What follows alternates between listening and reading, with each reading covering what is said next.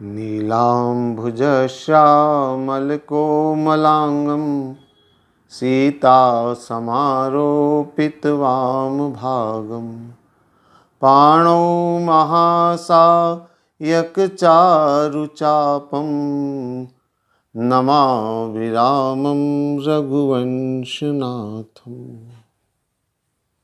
आइए राम कथा को हम प्रारंभ करें। इसके पूर्व भाग में मैं आप लोगों से निवेदन कर रहा था कि सती के जीवन में विश्वास की कमी है, और जब जीवन में विश्वास की कमी होती है तो जीवन में कई तरह की समस्याएं उत्पन्न होती है। अब सती के जीवन में अविश्वास क्यों है, मैं लगातार आपसे निवेदन कर रहा हूं। सती दक्ष की कन्या है। दक्ष माने जो होशियार, जो अपने आप को बहुत ज्यादा होशियार, चालाक, चतुर समझता है। होशियार होना अलग बात है, होशियार अपने आप को समझना अलग बात है। जो अपने आप को समझता बहुत होशियार है, उसको केवल अपने ही ऊपर विश्वास रहता है। मैं जो कर रहा हूं वो सही है, किसी और की बातों पर विश्वास नहीं होता है। यह सती की समस्या है। अब सती ने भगवान शंकर की बातों पर विश्वास नहीं किया। भगवान शंकर ने बहुत तरह समझाया कि ये वही परमात्मा है जो मेरे आराध्य हैं, वही मेरे इष्ट देव हैं, वही हैं, लेकिन नहीं मानी। तो भगवान शंकर ने फिर सती को कहा कि अगर मेरे वचनों पर विश्वास नहीं है, आपको अपने ही ऊपर भरोसा है, तो आप परीक्षा ले लीजिए। यह बात सती को समझ में आई। ये ठीक है, मैं खुद जांचूंगी, परखूंगी, पहचानूंगी मैं। और सती परीक्षा लेने के लिए चल पड़ी। आप सब जानते ही हैं, परीक्षा लेने के लिए सती ने सीता का रूप धारण किया। सती सीता के रूप में राम के सन्मुख पहुंची। भगवान राम विलाप कर रहे थे, सीता को ढूंढ रहे थे लक्ष्मण जी के साथ में, और सती सीता का रूप लेकर वहां सामने पहुंच गई। अब भगवान राम तो घटघटवासी, अंतर्यामी, देखते ही जान लिया, पहचान लिया। और इसीलिए जोरी पान प्रभु कीन प्रणामू, और पिता समेत लीन निज नामू। भगवान ने प्रणाम किया और प्रणाम करके यह दर्शाया कि मैंने आपको पहचान लिया। आप सीता नहीं है, आप सती हैं, भगवान शंकर की अर्धांगिनी है। क्योंकि भगवान शंकर और राम का अद्भुत संबंध है। जहां भगवान राम शंकर को अपना आराध्य मानते हैं, वहीं शंकर भी राम को अपना आराध्य मानते हैं। जब लंका पे युद्ध की तैयारियां हो रही थी, समुद्र तट के ऊपर भगवान ने भगवान शिव की स्थापना करी, नाम रखा रामेश्वरम। अब विद्वानों के द्वारा इसके दो अर्थ निकाले जाते हैं। रामेश्वरम को कुछ विद्वान कहते हैं कि राम के जो ईश्वर हैं वह भगवान शंकर, और कुछ विद्वान कहते हैं ना, जिनके राम ईश्वर हैं वो रामेश्वरम है। तो यह बड़ा अद्भुत संबंध है राम और शिव का। तो भगवान राम ने देखा जो मेरे आराध्य हैं उनकी अर्धांगिनी है, तो नमन तो करना है, प्रणाम तो करना है। इसलिए उन्होंने जोरी पान प्रभु कीन प्रणाम कर दिया। प्रणाम करने के पीछे एक कारण और है। भगवान राम अकेले नहीं है, भगवान राम के साथ चल रहे लक्ष्मण जी। और लक्ष्मण जी कौन है? तुलसीदास जी ने अपनी लेखनी में स्पष्ट किया, उभय बीच सिय सोहति कैसे, ब्रह्म जीव बिच माया जैसी। सीता को वो कहते हैं माया, राम को कहते हैं ब्रह्म, और लक्ष्मण जी को उन्होंने जीव माना है। लक्ष्मण जी जीव है, सीता माया है। सती सीता के रूप में अर्थात माया के रूप में भगवान जानते हैं जीव माया से ही भ्रमित होता है, जीव माया के कारण ही भ्रमित होता है। तो कहीं ये लक्ष्मण भ्रमित न हो जाए। और चूंकि लक्ष्मण जी भगवान राम के साथ में है, ये सबसे अच्छी बात है, एक संकेत है, एक संदेश है कि जिस जीव के साथ ब्रह्म जुड़ा हुआ है, या सीधे शब्दों में यूं कह लें कि जिसने परमात्मा का सहारा ले रखा है, जो परमात्मा की शरण में है, उस जीव को भगवान स्वयं संभाल लेते हैं, माया के चक्कर से बचा लेते हैं, माया के भ्रमजाल से बचा लेते हैं। अगर ब्रह्म साथ में है, परमात्मा साथ में है, तब तो जीव को माया से बचा लेंगे, लेकिन अगर परमात्मा साथ में नहीं है तो कौन बचाएगा।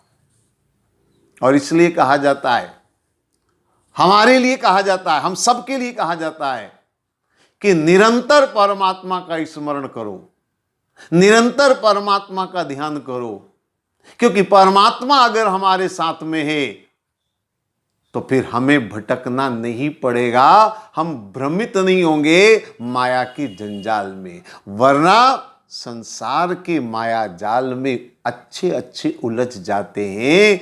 इसलिए भगवान राम साथ में तो लक्ष्मण जी बच गए, और इसीलिए लक्ष्मण जी को बचाने के लिए ही भगवान आगे बढ़े। लेकिन सती के ऊपर तो भूत सवार है अपनी बुद्धिमत्ता का। मैं बहुत होशियार, मैं बहुत चतुर चालाक, होशियारी का भूत। ये बड़ा अद्भुत होता है। जिसके दिल और दिमाग में ये बात बैठ गई कि मैं बहुत होशियार हूं, वो किसी की बात न तो सुनने को तैयार है, न समझने को तैयार है, न मानने को तैयार है। भगवान शंकर ने बताया कि ये प्रभु है, न सुनने को तैयार। भगवान राम ने प्रणाम किया, न समझने को तैयार। भगवान शंकर ने बहुत उदाहरण दिए, न मानने को तैयार। ये सती की स्थिति। अब भगवान राम ने कहा कुछ और तरीके से समझाना पड़ेगा, अब थोड़ा स्पष्ट और करना पड़ेगा। क्योंकि जैसे ही भगवान राम ने प्रणाम किया, शायद सती के मन में यह विचार आया होगा, क्योंकि शंकालु हमेशा नकारात्मक चीज को देखता है, सकारात्मकता को नहीं देखता है। सती को ऐसा लगा होगा कि ये इतने सामान्य न रहे, बल्कि सामान्य नहीं कहना चाहिए, शायद ये कलयुगी नर के जैसा व्यवहार कर रहे हैं, जो पत्नी को देख करके प्रणाम कर रहे हैं। इसलिए भगवान राम को दोबारा संकेत देना पड़ा। कहूं बहोरी कहां वृष केतु, और विपिन अकेली फिरहि केहि हेतु। अब तो बहुत स्पष्ट शब्दों में भगवान शंकर के बारे में पूछ लिया, आप अकेली क्यों घूम रही है? भगवान शंकर कहां है? अब तो एक नादान से नादान को भी बात समझ में आ जाएगी कि इन्होंने मुझे पहचान लिया। अब सती को लगा, अरे इन्होंने मुझे पहचान लिया, इन्होंने मुझे जान लिया। तुरंत सती लौट गई। पर इस चरित्र के माध्यम से भगवान ने एक बहुत मार्मिक बात समाज के सामने रखी है। भगवान ने सती से पूछा, आप अकेली क्यों घूम रही हैं? क्योंकि अकेले घूमना नारी के लिए खतरे से खाली नहीं है। सीता ने भी अकेली रहना चाहा। सीता ने मुझे हिरण के पीछे भेजा, लक्ष्मण को मेरे पीछे भेजा और दोनों को भेजकर जंगल में अकेली रहना चाहा। परिणाम क्या निकला? सीता का हरण हुआ। तो भगवान राम सती को एक संदेश दे रहे हैं। सती के माध्यम से यूं कहिए संपूर्ण नारी जाति को संदेश दे रहे हैं कि स्त्रियों के लिए अकेले घूमना खतरे से खाली नहीं। इसलिए कहते हैं आप अकेली क्यों घूम रही है। लेकिन सती, भगवान ने पहचान तो लिया, लेकिन फिर भी सती भगवान के भावों को नहीं समझ पाई। यहां से तुरंत चल पड़ी, पहुंच गई भगवान शंकर के पास। अब भगवान शंकर के बारे में कौन नहीं जानता, सब जानते हैं। भगवान शंकर त्रिकालज्ञ हैं, भूत भविष्य वर्तमान की जानने वाले हैं, देवादि देव आदि देव महादेव हैं, उनसे कुछ भी छुपा हुआ नहीं है, हर कोई जानता है। तो क्या उनकी पत्नी सती नहीं जानती अपने पति के बारे में? सब कुछ जानती होगी। लेकिन जब वहां पहुंची भगवान शंकर के पास और भगवान शंकर ने पूछा कि लीन परीक्षा कवन विधि कहूं सत्य सब बात, आप मुझे सच सच बताएं आपने परीक्षा कैसे ली। तो सती ने क्या जवाब दिया? और सती का जवाब एक मानव प्रवृत्ति को उजागर करता है। सती ने जवाब दे दिया, बोले कछु न परीक्षा लीन गुसाई और कीन प्रणाम तुम्हारी ही नाई। मैंने कोई परीक्षा नहीं ली, गई थी जरूर परीक्षा लेने के लिए, पर वहां जाकर के मुझे ऐसा लगा कि जब आप मानते हो उनको भगवान, मैं भी मान लेती हूं, मुझे क्या फर्क पड़ता है, क्या करूंगी परीक्षा लेकर के। तो मैंने परीक्षा नहीं ली, बस प्रणाम करके मैं वापस लौट गई। अब ये जो सती का जवाब है, ये केवल एक सती का जवाब नहीं है, बल्कि इस जवाब में एक मानव चरित्र की बहुत बड़ी बात हमें सीखने और समझने को मिलती है। एक मानव प्रवृत्ति जिसको इशारा किया गया, और वो प्रवृत्ति क्या है कि जब कभी हमसे कोई भूल हो जाती है, होती है, इंसान है, सबसे भूल होती है, किससे भूल नहीं होती।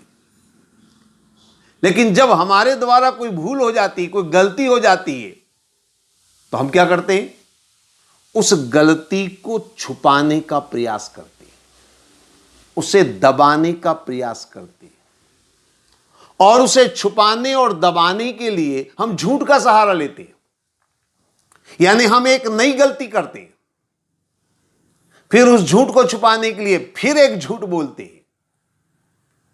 यानी एक गलती को छुपाने के लिए 10 गलतियां करते हैं, और 10 गलतियां करके अपने सामने मुसीबतों का पहाड़ खड़ा कर लेते हैं। लेकिन हम अपनी गलती को स्वीकार नहीं करते, हम अपनी भूल को स्वीकार नहीं करते। अगर हम अपनी गलती को प्रारंभ में स्वीकार कर ले, तो शायद हमारा जीवन सहज हो जाएगा, सरल हो जाएगा, जीवन की बहुत सारी समस्याएं दूर हो जाएंगी। ये मानव प्रवृत्ति है, और भगवान अपने चरित्र के द्वारा इन्हीं चीजों को तो समझाने का प्रयास कर रहे हैं।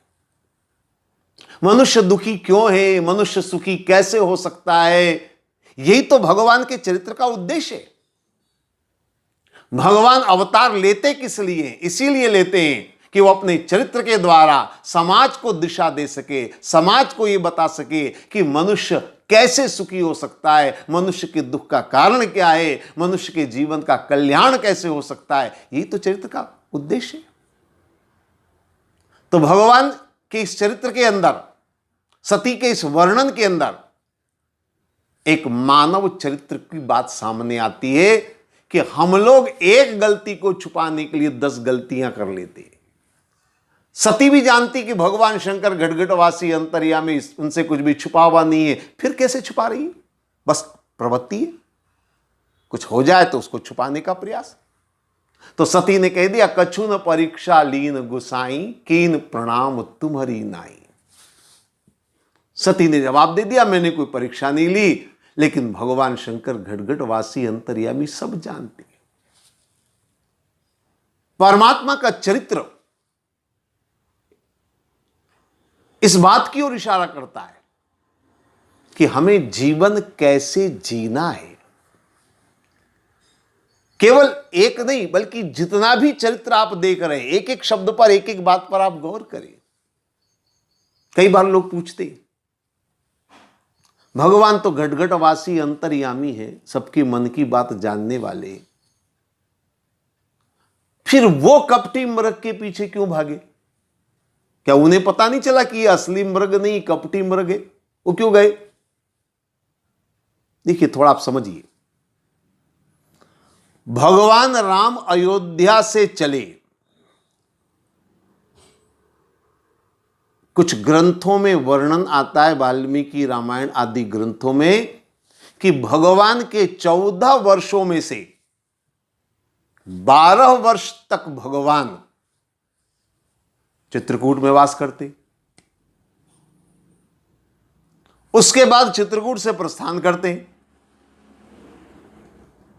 यानी अयोध्या से लेकर यहां तक की जो यात्रा भगवान राम की है, पंचवटी तक की यात्रा, इस पूरे कार्यकाल में कहीं भगवान का बाल भी बांका नहीं हुआ। असुरों का संहार भी हुआ,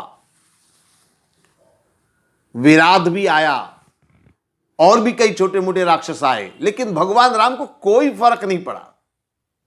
लेकिन जैसे ही कपटी मृग के पीछे, यानी सोने के हिरण के पीछे भागे, विपत्तियों की शुरुआत हुई, सीता का हरण हुआ, आगे रावण से युद्ध हुआ। ये चरित्र लोक शिक्षण के लिए, कि सोने के पीछे भागना, सोना माने स्वर्ण यानी संपत्ति, धन, धन के पीछे भागना, मुसीबतों को मोल लेना है। भारतीय संस्कृति में धन कमाने का कभी विरोध नहीं किया है। मैं बार बार कहा करता हूं, धन कमाए, धनवान बने, लखपति है तो करोड़पति बने, करोड़पति है तो अरबपति बने, धन का कहीं विरोध नहीं है। लेकिन आंख मूंद कर केवल धन की लालसा में असली और नकली को जाने बिना अगर आप उसके पीछे दौड़ लगाएंगे तो मुसीबतें आएंगी। अच्छा, एक बात और मैं आपको बता दूं, सोने के हिरण के पीछे भगवान गए जरूर, लेकिन अपनी मर्जी से नहीं गए। आप जानते किसके कहने पर गए? सीता जी के कहने पर। तुलसीदास जी लिखते हैं, सीता जी ने कहा, सुनहु देव रघुवीर कृपाला, एहि मृग कर अति सुंदर छाला, सत्य संग प्रभु वध कर एहि, आनहु चर्म कहत बेदेहि। सीता जी फरमाइश कर रही हैं, आग्रह कर रही हैं, मुझे ये सोने का हिरण चाहिए। इसलिए भगवान गए पीछे। यानी भगवान राम अपनी मर्जी से नहीं गए, सीता जी के कहने पर, सीता जी के आग्रह पर गए। अब सीता जी के चरित्र को भी थोड़ा समझिए, और सीता जी के चरित्र के माध्यम से संपूर्ण नारी जाति को विचार करना चाहिए। यह कथा, यह चरित्र संपूर्ण नारी जाति के लिए शिक्षाप्रद है। मां सीता के चरित्र में आप एक बात देखिए, एक समय वो था जब सीता जी ने राम के लिए सोने के आभूषण छोड़े, सोने के पलंग, सोने के अपने सारे सुख साधन छोड़ दिए।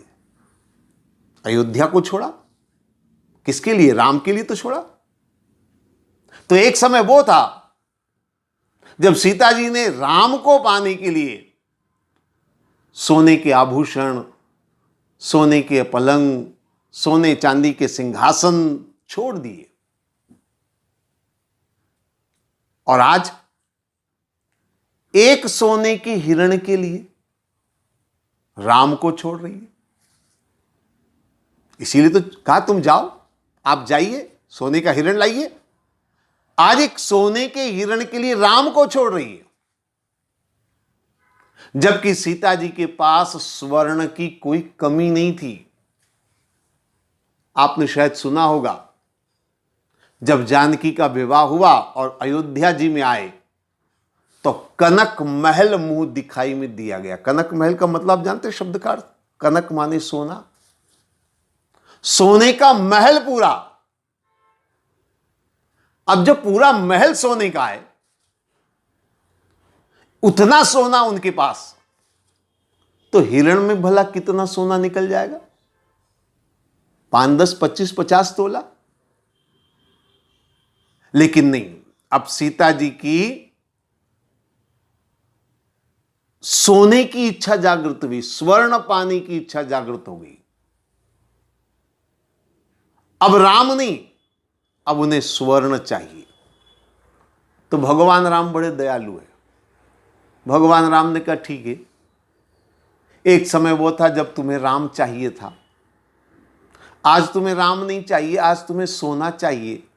तो भगवान बड़े दयालु है। भगवान ने कहा हिरण लाऊंगा तो कितना सोना मिलेगा? 2, 5, 8, 10 तोला सोना मिलेगा। इसलिए भगवान ने सीता जी को संपूर्ण सोने की लंका में भेज दिया। सोना ही चाहिए ना, जाओ, भरपूर सोना, पूरा नगर सोने का, सोने की लंका में भेज दिया।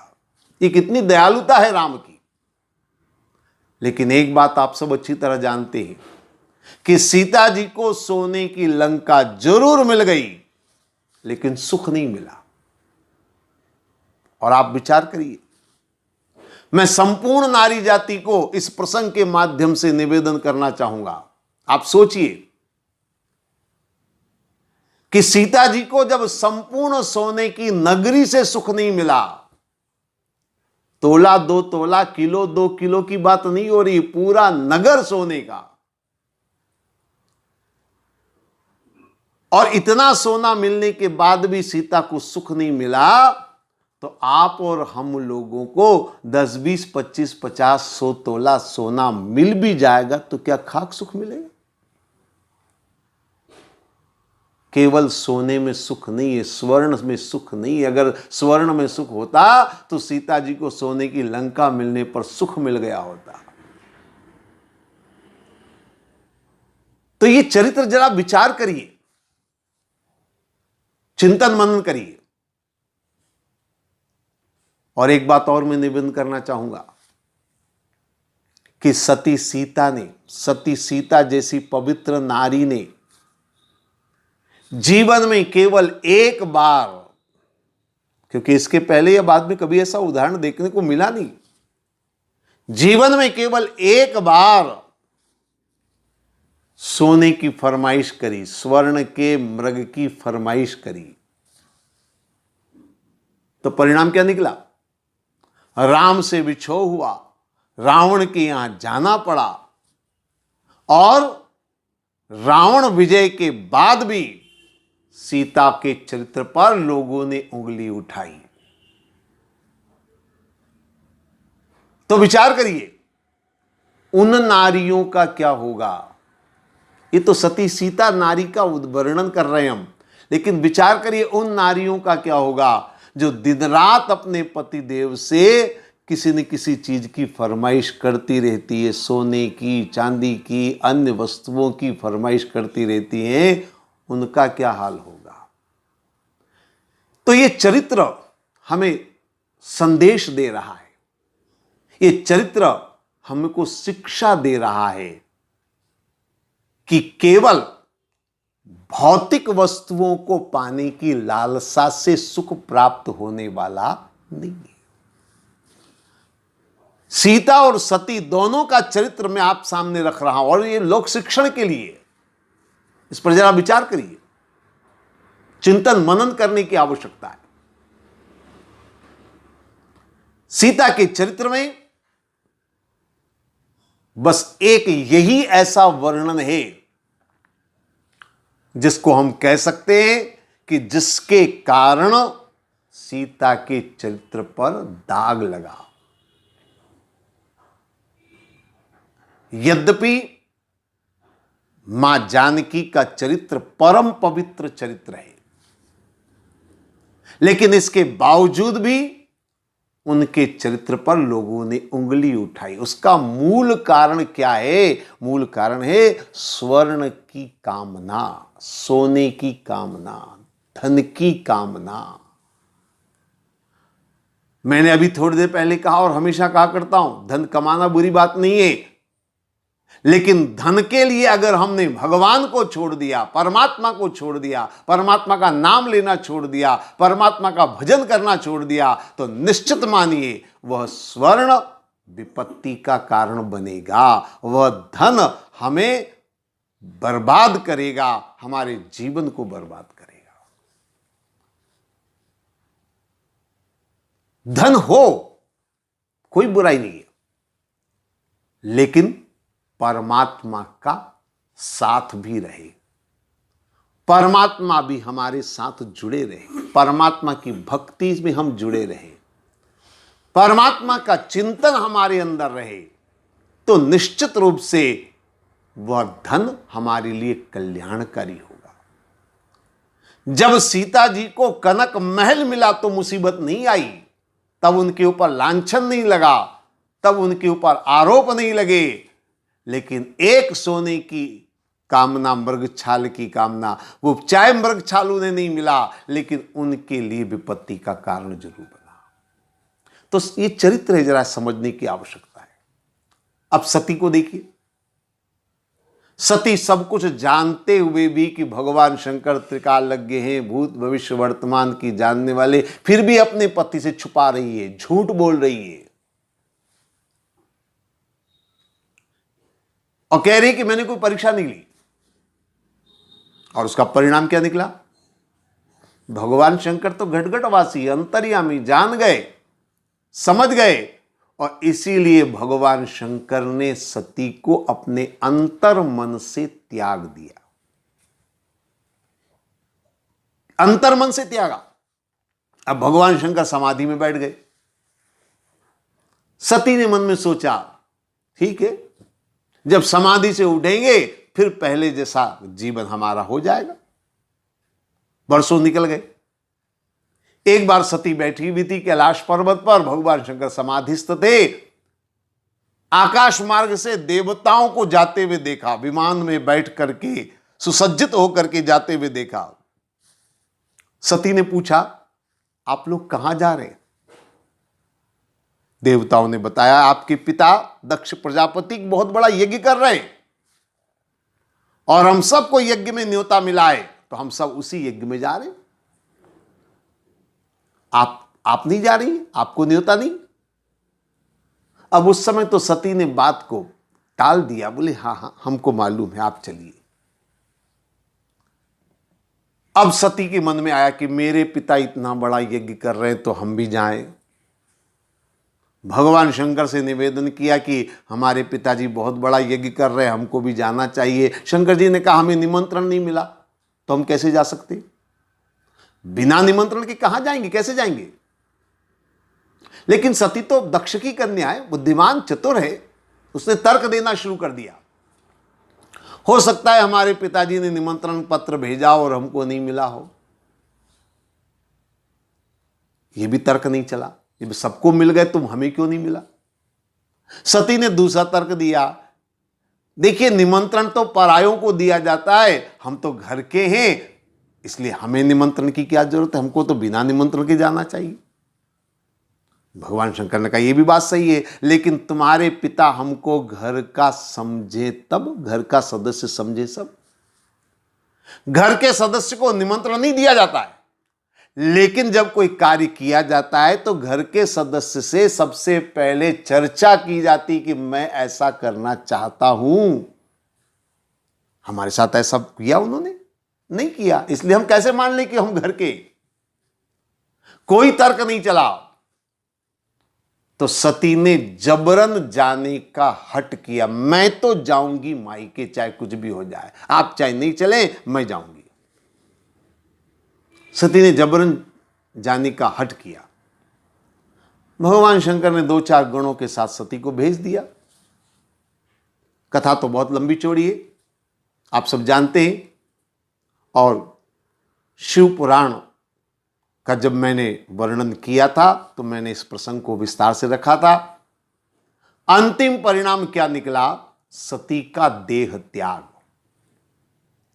सती का वहां अपमान हुआ, तिरस्कार हुआ, उपेक्षा हुई। सती ने देखा वहां अनादर, उपेक्षा है, तो सती अपने आप को सहन नहीं कर पाई, अपने पति का अपमान, अनादर सहन नहीं कर पाई, सती ने देह त्याग दिया। ये कथा इस बात की ओर इशारा कर रही है कि नारी जीवन में पति की आज्ञा का पालन करना, पति की इच्छाओं को पूरा करना, नारी के जीवन की, सुखमय जीवन की यही आधारशिला है। सती ने न तो पति की बात मानी, न पति के सामने सच का वर्णन किया, पति से छुपाया, झूठ बोली और मनमानी करके जबरदस्ती वो वहां से गई। ये सारी चीजें आती हैं नारी चरित्र के लिए। तो सती का चरित्र, सीता का चरित्र लोक शिक्षण के लिए है। और ये लोक शिक्षण अगर थोड़ा भी हमारे जीवन में आ जाए तो ये राम कथा सार्थक हो सकती है, राम कथा सफल हो सकती है। मैं आपसे ये निवेदन करूंगा, इस चरित्र के माध्यम से, इन कथाओं के माध्यम से हम अपने जीवन को बदलने का प्रयास करें, जीवन की बुराइयों को मिटाने का प्रयास करें। हमारा जीवन सफल होगा, सार्थक होगा। आज इतना ही। ओम सर्वे भवन्तु सुखिनः, सर्वे सन्तु निरामया, सर्वे भद्राणि पश्यन्तु, मा कश्चित् दुःखभाग् भवेत्। ओम शांति शांति शांति।